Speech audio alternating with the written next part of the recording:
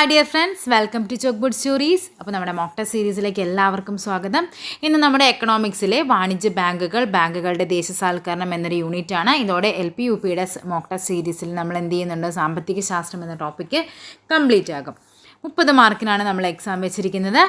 ക്വസ്റ്റ്യനിലേക്ക് പോകാം. താഴെ തന്നിട്ടുള്ളവയിൽ വാണിജ്യ ബാങ്കുകളുടെ ധർമ്മങ്ങളിൽ ഉൾപ്പെടുന്നതാണ് ചോദിച്ചിരിക്കുന്നത്. നോട്ട് അച്ചടിച്ചിറക്കൽ, വായ്പ നിയന്ത്രിക്കൽ, സർക്കാരിൻ്റെ ബാങ്ക്, നിക്ഷേപങ്ങൾ സ്വീകരിക്കൽ. ഏതായിരിക്കും വാണിജ്യ ബാങ്കുകളുടെ ധർമ്മങ്ങളിൽ ഉൾപ്പെടുന്നത്? അത് നിക്ഷേപങ്ങൾ സ്വീകരിക്കലാണ്. ഇവ മൂന്നും എന്തിൻ്റെയാണ്? നമ്മൾ ഇന്നലത്തെ ക്ലാസ്സിൽ പറഞ്ഞാണല്ലേ, RBI റിസർവ് ബാങ്ക് ഓഫ് ഇന്ത്യയുടെ ധർമ്മങ്ങളാണ് നോട്ട് അച്ചടിക്കലും വായ്പ നിയന്ത്രിക്കലും സർക്കാരിൻ്റെ ബാങ്ക് എന്നൊക്കെ അറിയപ്പെടുന്നത്. ഓക്കെ, അതായത് ബാങ്കിങ് മേഖലകളിൽ സാധാരണ ഒത്തിരി ശാഖകളൊക്കെ ഉള്ളൊരു സംവിധാനമാണ് എന്തെന്ന് പറയുന്നത്, വാണിജ്യ മേഖലകൾ എന്ന് പറയുന്നത്. അതായത് എന്താണ്, എല്ലാ കാര്യങ്ങളെയും നമ്മൾ കോർഡിനേറ്റ് ചെയ്യാനായിട്ട് ഭാരതീയ സ്റ്റേറ്റ് ബാങ്കും അതേപോലെ തന്നെ ദേശസാൽകൃത ബാങ്കുകൾ, ഇവയെല്ലാം എന്താണ്, പൊതുമേഖലാ വാണിജ്യ ബാങ്കുകളാണ്. അതേപോലെ സ്വകാര്യ വ്യക്തികളുടെ ഉടമസ്ഥയിലുള്ളതുണ്ട്, അവയും എന്താണ്, വാണിജ്യ ബാങ്കുകളാണ്. എന്തൊക്കെയാണ് അവർ മെയിനായിട്ട് നടത്തുന്നത്? നിക്ഷേപങ്ങൾ എന്ന് പറയുന്നത് എന്താണ്, സമ്പാദ്യ നിക്ഷേപം, നമുക്കറിയാം സേവിങ്സ് ഡെപ്പോസിറ്റ് എന്ന് പറയും. പിന്നെ എന്താണ്, പ്രചലിത നിക്ഷേപം എന്ന് പറഞ്ഞാൽ എന്താണ്, കറണ്ട് ഡെപ്പോസിറ്റ് എന്ന് പറയും. ഇനി സ്ഥിര നിക്ഷേപമുണ്ട്, ഫിക്സഡ് ഡെപ്പോസിറ്റ്, FD ഇടുക എന്ന് പറയും. ആവർത്തിത നിക്ഷേപമുണ്ട്, RD ഇടുക, റെക്കറിംഗ് ഡെപ്പോസിറ്റ് എന്ന് പറയും. ഓക്കെ, അപ്പോൾ എന്തൊക്കെയാണ് ഇവയെന്ന് ജസ്റ്റ് ഒന്ന് നോക്കി വയ്ക്കുക. സേവിങ്സ് എന്ന് പറഞ്ഞാൽ അറിയാമല്ലോ, നമ്മുടെ പൊതുജനങ്ങൾ നമ്മുടെ സമ്പാദ്യശീലം വളർത്താൻ വേണ്ടിയിട്ടുള്ളതാണ്. നമ്മുടെ സമ്പാദ്യങ്ങൾ കുഞ്ഞു കുഞ്ഞു പോർഷനായിട്ട് നമ്മൾ നിക്ഷേപിക്കുന്നത്. പ്രചലിത നിക്ഷേപം എന്താണ്? പ്രചലിത നിക്ഷേപം അഥവാ കറണ്ട് ഡെപ്പോസിറ്റ്. നമ്മൾ ATM നിന്നൊക്കെ കാശ് എടുക്കുമ്പോൾ ചോദിക്കും, സേവിങ്സ് ആണോ കറണ്ട് അക്കൗണ്ട് ആണോ എന്ന് ചോദിക്കും. പ്രചലിത നിക്ഷേപം അഥവാ കറണ്ട് ഡെപ്പോസിറ്റ് എന്ന് പറഞ്ഞാൽ ഒരു ദിവസം തന്നെ നമുക്ക് എന്താണ്, ധാരാളം പ്രാവശ്യം പണം നിക്ഷേപിക്കാനും പിൻവലിക്കാനുള്ള സൗകര്യമുണ്ട്. ഓക്കെ, ഈ ഒരു നിക്ഷേപത്തിന് എന്താണ്, പലിശ ഭയങ്കര കുറവായിരിക്കും. അതാണ് പ്രചലിത നിക്ഷേപം എന്ന് പറയുന്നത്. ഇനി എന്താണ് സ്ഥിര നിക്ഷേപം എന്ന് പറഞ്ഞാൽ? FD ഇടുക. എന്താണ് ഫിക്സഡ് ഡെപ്പോസിറ്റ്?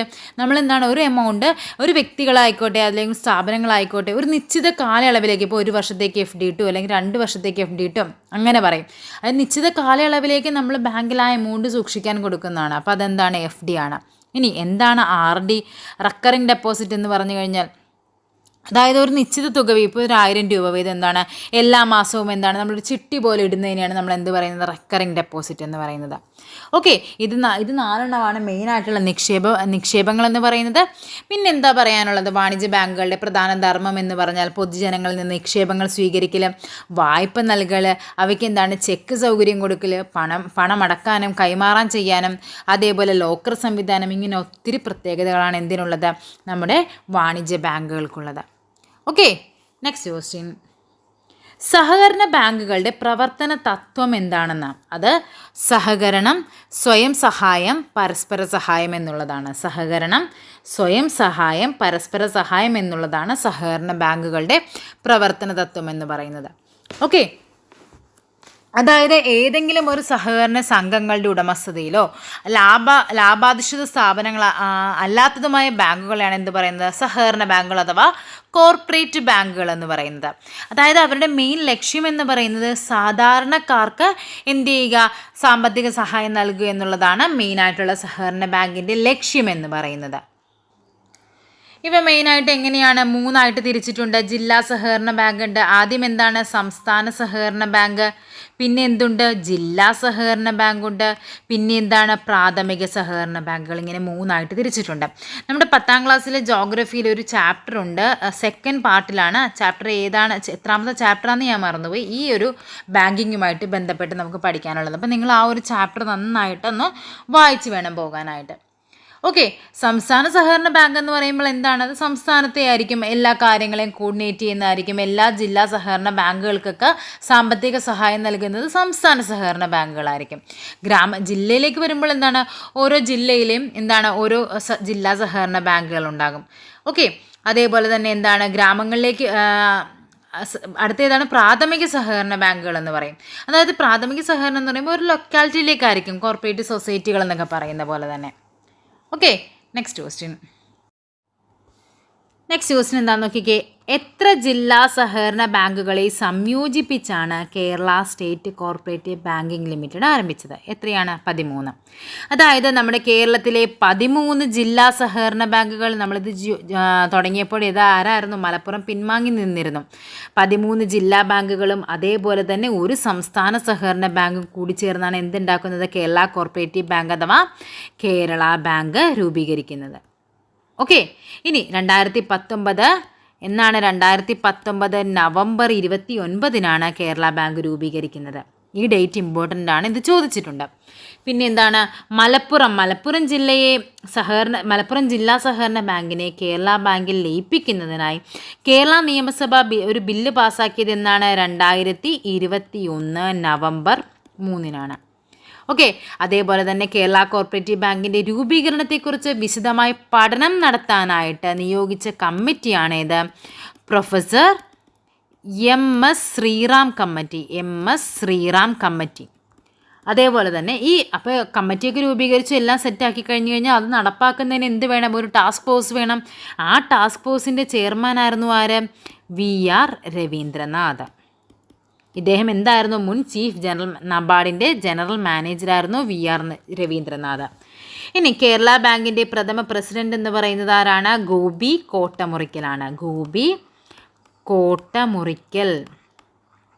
കേരള ബാങ്കിൻ്റെ ആദ്യ CEO ആരാണ്? അത് PS രാജനാണ് ആദ്യ CEO എന്ന് പറയുന്നത്. ഇത് പ്രസിഡൻറ്റും ഇത് CEOയുമാണ്.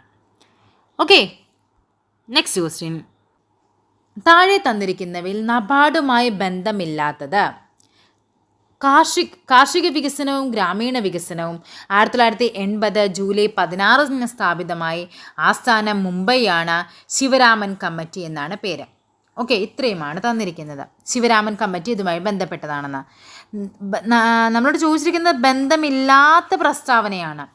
കാർഷിക വികസനവും ഗ്രാമീണ വികസനവുമായി രൂപം കൊണ്ടതാണ് എന്ത് പറയുന്നത്? നബാർഡ് എന്ന് പറയുന്നത്. NABARD NABARD. നബാർഡ് എന്ന് പറഞ്ഞാൽ എന്താണ്? എൻ്റെ full form national bank for agriculture and rural development. National bank for agriculture and rural development എന്നുള്ളതാണ് എന്തിൻ്റെ ഫുൾ ഫോം? നബാർഡിൻ്റെ ഫുൾ ഫോം. ഇനി ഇവിടെ പറഞ്ഞിരിക്കുന്നത് 1980 ജൂലൈ 12 ആണോ? നബാർഡ് രൂപീകരിച്ചത് എന്നാണ്? 1982 ജൂലൈ 12 നബാർഡ് രൂപീകരിക്കുന്നത്. ഇമ്പോർട്ടൻ്റ് ആണ്. 1982 ജൂലൈ 12 നബാർഡ് രൂപീകരിക്കുന്നത്. ബന്ധമില്ലാത്ത പ്രസ്താവനയല്ലേ ചോദിച്ചിരിക്കുന്നത്. സോ ഇതാണ് നമുക്കിവിടെ ആൻസർ ആയിട്ട് വരുന്നത്. ഓക്കെ, ഇതൊക്കെ ബാക്കിയെല്ലാം എന്താണ്? ശരിയായ പ്രസ്താവനകളാണ്. അതായത് നബാർഡിൻ്റെ രൂപീകരണവുമായി ബന്ധപ്പെട്ടൊരു കമ്മീഷനാണ് എന്ത്? B. ശിവരാമൻ കമ്മീഷൻ എന്ന് പറയുന്നത്. അതുകൊണ്ടാണ് ശിവരാമൻ കമ്മിറ്റി നബാർഡുമായി ബന്ധമുണ്ടെന്ന് പറയാൻ കാരണം. നബാർഡിൻ്റെ ആസ്ഥാനം എന്ന് പറയുന്നത് മുംബൈ ആണ്. അതായത് ചെറുകിട വായ്പകളുടെ നിയന്ത്രകൻ എന്നറിയപ്പെടുന്നതാണ് നബാർഡ് എന്ന് പറയുന്നത്. ചെറുകിട വായ്പകളുടെ നിയന്ത്രകനാണ് നബാർഡ്. തെക്ക് കിഴക്കൻ ഏഷ്യയിലെ ആദ്യ സെൻറ്റർ ക്ലൈമറ്റ് ചേഞ്ചിൻ്റെ ലക്നൌവിൽ സ്ഥാപിച്ച ബാങ്കാണ് എന്താ? Centre for climate change. അതാണ് നമ്മുടെ നബാർഡ് എന്ന് പറയുന്നത്. കേരളത്തിൽ നബാർഡിൻ്റെ ആസ്ഥാനം എവിടെയാണ്? റീജിയണൽ ഓഫീസ് സ്ഥിതി ചെയ്യുന്നത് നമ്മുടെ തിരുവനന്തപുരം ജില്ലയിലാണ്. ക്വസ്റ്റ്യൻ എന്താണെന്ന് നോക്കിക്കേ. റൂറൽ ഇൻഫ്രാസ്ട്രക്ചർ ഡെവലപ്മെൻറ്റ് ഫണ്ട് നിയന്ത്രിക്കുന്നത് ഏത് ബാങ്കാണെന്ന്? അത് നബാർഡാണ്. റൂറൽ ഇൻഫ്രാസ്ട്രക്ചർ ഡെവലപ്മെൻറ്റ് ഫണ്ട് എന്ന് പറഞ്ഞാൽ എന്താണ്? ഇന്ത്യയിലെ ഗ്രാമീണ മേഖലയുടെ ആന്തരിക ഘടന ശക്തിപ്പെടുത്തുന്നതിനായി സംസ്ഥാനങ്ങൾ, കേന്ദ്രഭരണ പ്രദേശങ്ങൾ, പൊതുമേഖലാ സ്ഥാപനങ്ങൾ, തദ്ദേശ സ്വയംഭരണ സ്ഥാപനങ്ങൾ തുടങ്ങിയവയ്ക്ക് വായ്പ നൽകുക എന്ന ലക്ഷ്യത്തോടു കൂടിയാണ് എന്ത് വരുന്നത്? RIDF എന്ന് വരുന്നത്. ഓക്കെ, നെക്സ്റ്റ് ക്വസ്റ്റ്യൻ നോക്കാം. നോക്കിക്കേ. ഇനി RRBS എന്താണ്? RRBS നമ്മൾ നേരത്തെ കണ്ടതാണ്. ഇപ്പോഴത്തെ ഓപ്ഷനിലുണ്ടായിരുന്നതാണ് RRBS എന്ന് പറയുന്നത്. കണ്ടോ? RRB. നോക്കിക്കേ. ഇന്ത്യയിലെ വിവിധ സംസ്ഥാനങ്ങളിൽ പ്രാദേശിക ബാങ്കിംഗ് സേവനങ്ങൾ നടത്തുന്നതിനായി 1975 സ്ഥാപിച്ച ബാങ്കുകളാണ് എന്തെന്ന് പറയുന്നത്? റീജിയണൽ റൂറൽ ബാങ്കുകൾ അഥവാ RRBS എന്ന് പറയുന്നത്. ചെറുകിട സംരംഭകർ തുടങ്ങിയവർക്ക് എന്ത് ചെയ്യുക? വായ്പ നൽകുക എന്നതാണ്. അപ്പോൾ RRBA എന്നാണ് ലോഞ്ച് ചെയ്യുന്നത് ചോദിച്ചാൽ എന്നാണ്? 1975 ആണ്. നബാർഡ് എന്നായിരുന്നു? 1982 ജൂലൈ 12 ആണ്. ഓക്കെ, നോക്കിക്കേ. ഈ കുറച്ച് കാര്യങ്ങൾ ജസ്റ്റ് ഒന്ന് അറിഞ്ഞിരിക്കുക. എക്സിം ബാങ്ക് ഓഫ് ഇന്ത്യ, ഇത് നമ്മുടെ 10th ടെക്സ്റ്റ് ബുക്കിൽ തന്നിരിക്കുന്ന ഒരു ഫാക്റ്റാണ്. എക്സിം ബാങ്ക് എന്ന് പറഞ്ഞാൽ എന്താണ്? എക്സ്പോർട്ട് ഇമ്പോർട്ട്, അതാണ് എക്സിമിൻ്റെ full form. Export import bank of India എന്ന് പറയും. അതായത് ഉൽപ്പന്നങ്ങൾ കയറ്റി അയക്കുന്നതിനും ഇറക്കുമതി ചെയ്യുന്നതിനും വായ്പ നൽകുന്നു. ഈ മേഖലകളിലേക്ക് കടന്നു വരുന്ന വ്യക്തികൾക്ക് ആവശ്യമായ നിർദ്ദേശങ്ങൾ നൽകുന്നു. ഇതാണ് എക്സിം ബാങ്ക് ഓഫ് ഇന്ത്യ. ഇനി ഇന്ത്യൻ ചെറുകിട വ്യവസായ ബാങ്ക് അഥവാ സിഡ്ബി എന്ന് പറയും. Small industry development bank of India പുതിയ ചെറുകിട വ്യവസായം തുടങ്ങാനും വ്യവസായങ്ങൾ ആധുനികവൽക്കരിക്കാനും സഹായം നൽകുന്നു. ഗ്രാമീണ വ്യവസായത്തെ ഉണർത്തുകയാണ് ലക്ഷ്യം. അടുത്തെന്താണ്? NABARD, national bank for agriculture and rural development. ഗ്രാമീണ വികസനത്തിനും കാർഷിക വികസനത്തിനുമായി പ്രവർത്തിക്കുന്ന ഇന്ത്യയുടെ പരമോന്നത ബാങ്കാണ് എന്താ? നബാർഡ്. ഗ്രാമീണ വികസനത്തിനായി പ്രവർത്തിക്കുന്ന ബാങ്കുകളെ ഏകോപിപ്പിക്കുന്ന ബാങ്കാണിത്. കൃഷി, കൈത്തൊഴിൽ, ചെറുകിട വ്യവസായം തുടങ്ങിയവയ്ക്ക് സാമ്പത്തിക സഹായം നൽകുന്നുണ്ട്. Okay, next question. 2020 ഏപ്രിൽ 1 നിലവിൽ വന്ന ബാങ്ക് ലയനത്തോടുകൂടി ഇന്ത്യയിലെ ഏറ്റവും വലിയ രണ്ടാമത്തെ പൊതുമേഖലാ ബാങ്കാകുന്ന ഏതാണെന്ന്. 2020 ഏപ്രിൽ 1 വന്ന ബാങ്ക് ലയനത്തോടുകൂടി നമ്മുടെ പഞ്ചാബ് നാഷണൽ ബാങ്കാണ് ഇന്ത്യയിലെ ഏറ്റവും വലിയ രണ്ടാമത്തെ പൊതുമേഖലാ ബാങ്ക് ആകുന്നത്. അപ്പോൾ ഏതാണ് ഒന്നാമത്തെ പൊതുമേഖലാ ബാങ്ക് എന്ന് പറയുന്നത്? അത് സ്റ്റേറ്റ് ബാങ്ക് ഓഫ് ഇന്ത്യയാണ് ഒന്നാമത്തേത്. അപ്പോൾ 2020 ലയനം വളരെയധികം ഇമ്പോർട്ടൻ്റ് ആണ്, നമുക്കത് പഠിക്കാം. ഓക്കെ, ഇനി പഞ്ചാബ് നാഷണൽ ബാങ്കിനെ പറ്റി എന്തൊക്കെയാണ് നമുക്ക് പഠിക്കാനുള്ളത്? പഞ്ചാബ് നാഷണൽ ബാങ്ക് 1894 മെയ് 19 ഇത് പ്രവർത്തനം ആരംഭിക്കുന്നത്. 1894 മെയ് 19. ഓക്കെ, ഇത് പൂർണ്ണമായും തദ്ദേശീയമായ ആദ്യ ഇന്ത്യൻ ബാങ്ക് എന്നറിയപ്പെടുന്ന എന്താണ്? പഞ്ചാബ് നാഷണൽ ബാങ്കാണ്. ഇതിൻ്റെ സ്ഥാപകൻ ആരാണ്? പഞ്ചാബ് നാഷണൽ ബാങ്കിൻ്റെ സ്ഥാപകനാണ് നമ്മുടെ ലാലാ ലജ്പത് റായി ആണ് പഞ്ചാബ് നാഷണൽ ബാങ്ക് സ്ഥാപിച്ചത്. അതേപോലെ തന്നെ പൂർണ്ണമായും ഇന്ത്യൻ മൂലധനം ഉപയോഗിച്ചാണ് ഇത് ആരംഭിക്കുന്നത്. ഓക്കെ, പിന്നെ അതേപോലെ തന്നെ പഞ്ചാബ് നാഷണൽ ബാങ്കിൻ്റെ മൈക്രോ ഫിനാൻസ് ബ്രാഞ്ച് ആരംഭിച്ചത് ന്യൂഡൽഹിയിലാണ്. അതേപോലെ തന്നെ ഇന്ത്യയിൽ ആദ്യമായി സ്വയം പിരിഞ്ഞു പോകൽ VRS ആ ഒരു പദ്ധതി നടപ്പിലാക്കിയ ബാങ്കും ഏതാണ്? പഞ്ചാബ് നാഷണൽ ബാങ്കാണ്. 1894 ഓർത്ത് വയ്ക്കുക. ലാലാ ലജ്പത് റായി ആണ് സ്ഥാപകനെന്ന് ഓർത്ത് വയ്ക്കുക. പൂർണ്ണമായും ഇന്ത്യൻ മൂലധനത്തിൽ ആരംഭിച്ച ബാങ്കാണിതെന്നും ഓർത്ത് വയ്ക്കുക. ഓക്കെ, 2020 ഏപ്രിൽ 1 ബാങ്ക് ലയനത്തിൽ പഞ്ചാബ് നാഷണൽ ബാങ്കിൽ ലയിച്ച ബാങ്കുകൾ ഏതെല്ലാമാണ്? ഓറിയൻ്റൽ ബാങ്ക് ഓഫ് കൊമേഴ്സും യുണൈറ്റഡ് ബാങ്ക് ഓഫ് ഇന്ത്യയുമാണ് 2020 ഏപ്രിൽ 1 ബാങ്ക് ലയനവുമായി ബന്ധപ്പെട്ട് പഠിക്കാനുള്ളത്. അതായത് ഓറിയൻ്റൽ ബാങ്കും യുണൈറ്റഡ് ബാങ്ക് ഓഫ് ഇന്ത്യയും എന്തിൽ ചേർന്നു? പഞ്ചാബ് നാഷണൽ ബാങ്കിൽ ചേർന്നു. ആന്ധ്ര ബാങ്കും കോർപ്പറേഷൻ ബാങ്കും എവിടെ പോയി ജോയിൻ ചെയ്തു? അത് യൂണിയൻ ബാങ്കിൽ പോയി ജോയിൻ ചെയ്തു. സിൻഡിക്കേറ്റ് ബാങ്ക് എവിടെയാണ് പോയത്? സിൻഡിക്കേറ്റ് ബാങ്ക് പോയത് കാനറ ബാങ്കിലാണ് സിൻഡിക്കേറ്റ് ബാങ്ക് ജോയിൻ ചെയ്തത്. അലഹബാദ് ബാങ്ക് എവിടെയാണ്? അത് ഇന്ത്യൻ ബാങ്കിലാണ് അലഹബാദ് ബാങ്ക് ജോയിൻ ചെയ്തത്. ഇത്രയുമാണ് നമുക്ക് ബാങ്ക് ലയനവുമായിട്ട് പഠിക്കാനുള്ളത്. 2020 ഏപ്രിൽ 1 ഓറിയൻ്റൽ ബാങ്ക് ഓഫ് കൊമേഴ്സും യുണൈറ്റഡ് ബാങ്ക് ഓഫ് ഇന്ത്യയും പഞ്ചാബ് നാഷണൽ ബാങ്കിലും. ആന്ധ്ര ബാങ്കും കോർപ്പറേഷൻ ബാങ്കും എവിടെ ചേർന്നു? യൂണിയൻ ബാങ്ക് ഓഫ് ഇന്ത്യയിൽ ജോയിൻ ചെയ്തു. മറ്റേത് യുണൈറ്റഡ് ബാങ്ക് ഓഫ് ഇന്ത്യയാണ്, ഇത് യൂണിയനാണ്. സിൻഡിക്കേറ്റ് ബാങ്ക് എന്തിൽ ലയിച്ചു? കാനറ ബാങ്കിൽ ലയിപ്പിച്ചു. അലഹബാദ് ബാങ്ക് എന്തിൽ ലയിപ്പിച്ചു? ഇന്ത്യൻ ബാങ്കിൽ ലയിപ്പിച്ചു. അങ്ങനെ നിലവിലിപ്പോൾ പൊതുമേഖലാ ബാങ്കുകളുടെ എണ്ണം എന്ന് പറയുന്നത് 12 പൊതുമേഖലാ ബാങ്കുകളായിട്ട് മാറിയിട്ടുണ്ട്. Okay, next question. താഴെ തന്നിരിക്കുന്നവയിൽ ശരിയായ പ്രസ്താവനകൾ ഏതൊക്കെയാണ്? 1949 റിസർവ് ബാങ്ക് ഓഫ് ഇന്ത്യ ദേശസാൽക്കരിച്ചു. നമ്മൾ പഠിച്ചതാണ്. 1949 ജനുവരി 1 റിസർവ് ബാങ്ക് ഓഫ് ഇന്ത്യ ദേശസാൽക്കരിച്ചത്. 1969 14 ബാങ്കുകൾ ദേശസാൽക്കരിച്ചു. ഒന്നാം ബാങ്ക് ദേശസാൽക്കരണത്തിൽ 14 ബാങ്കുകളെയാണ് ദേശസാൽക്കരിച്ചത്. ഇതും ശരിയായ പ്രസ്താവനയാണ്. 1980 6 സ്വകാര്യ മേഖലാ ബാങ്കുകൾ ദേശസാൽക്കരിച്ചു. അതായത് രണ്ടാം ബാങ്ക് ദേശസാൽക്കരണത്തിൽ 6 ബാങ്കുകളെയാണ് ദേശസാൽക്കരിക്കുന്നത്. ഇതും ശരിയായ പ്രസ്താവനയാണ്. റിസർവ് ബാങ്ക് ഓഫ് ഇന്ത്യക്ക് പുറമെ ഇപ്പോൾ ഇന്ത്യയിൽ 20 ദേശസാൽകൃത ബാങ്കുകളുണ്ട്. ശരിയാണോ? അല്ല. എത്രയാണ്? 12 ആണ്. സോ ഇതെന്താണ്? തെറ്റായ പ്രസ്താവനയാണ്. സോ ഓപ്ഷൻ ഡി 1, 2, 3 ആണ് ശരിയായ പ്രസ്താവന. ശരിയല്ലാത്തത് ഏത്? 1935 RBI നമ്മൾ പഠിച്ചതാണ്. 1935 RBI ഇത് ശരിയാണ്. നബാർഡ് 1982, ഇതും ശരിയാണ്. 1985 RRB, 1985 1975 RRB. സോ ശരിയല്ലാത്ത തിരഞ്ഞെടുക്കാൻ പറഞ്ഞ ഏതാണ്? Option C. 1955 എന്താ SBI വരുന്നത്. Okay, next question. കേരളത്തിലെ ചെറുകിട വ്യവസായ സ്ഥാപനങ്ങളെ വികസിപ്പിക്കാൻ രൂപീകരിച്ച സ്ഥാപനം ഏതാണെന്ന്? ഏതാണത്? അത് സിഡ്കോയാണ്. ഓക്കെ, സിഡ്കോയാണ് എന്തെന്ന് പറയുന്നത്? കേരളത്തിലെ ചെറുകിട വ്യവസായ സ്ഥാപനങ്ങളെ വികസിപ്പിക്കാനായിട്ട് രൂപീകരിച്ച സ്ഥാപനം എന്ന് പറയുന്നത്. സമ്പൂർണ്ണ പരിഹാര ദാതാവ് എന്ന നിലയിൽ കേരളത്തിലുടനീളം ചെറുകിട യൂണിറ്റുകൾ സ്ഥാപിക്കുന്നതിനും എല്ലാ സൗകര്യങ്ങളും സഹായങ്ങളും വാഗ്ദാനം ചെയ്യുന്നതാണ് എന്താ കേരളയുടെ സിഡ്കോ പദ്ധതി എന്ന് പറയുന്നത്. ഓക്കെ,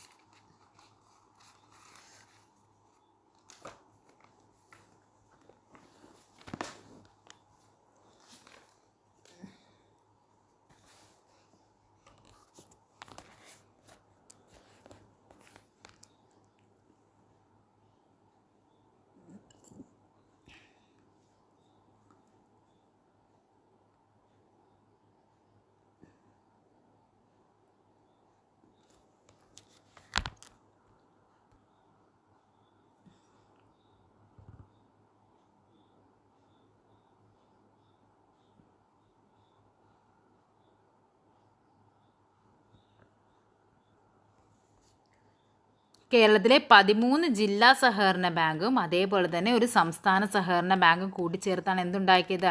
കേരള ബാങ്ക് ആക്കിയത്.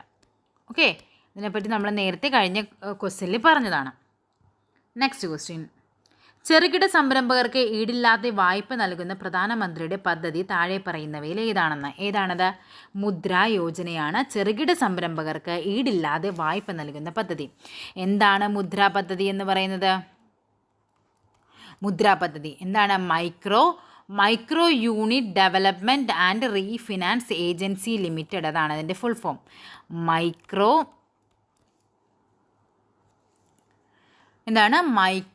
Unit development and refinance agency limited എന്നുള്ളതാണ് മുദ്ര എന്ന വാക്കിൻ്റെ അതിൻ്റെ ഫുൾ ഫോം എന്ന് പറയുന്നത്.